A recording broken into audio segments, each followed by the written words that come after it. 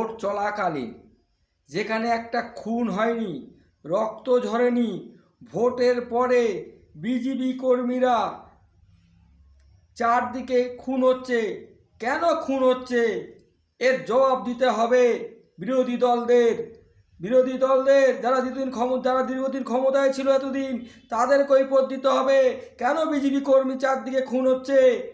হ্যাঁ, হারার জ্বালা মিটানোর জন্য খুন করছেন। হারার জ্বালা ক্ষমতায় থাকাকালীন তো কোনো কাজ করতে পারেননি, মানুষের ক্ষতি করছেন, আর এখনও হেরে গিয়ে মানুষের ক্ষতি করছেন। কেন চন্দ্রনাথ বাবুকে খুন করা হলো, কেন তার কৈফিয়ত দিতে হবে। যারা ক্ষমতায় ছিল এতদিন, তাদের যারা খুন করেছে তাদের ধরে শাস্তি দিতে হবে, আর যারা এই খুনের সাথে জড়িত আছে আরও খুঁজে বের করতে হবে কেন চন্দ্রনাথবাবুকে খুন করা হলো, এর কৈফিয়ত দিতে হবে।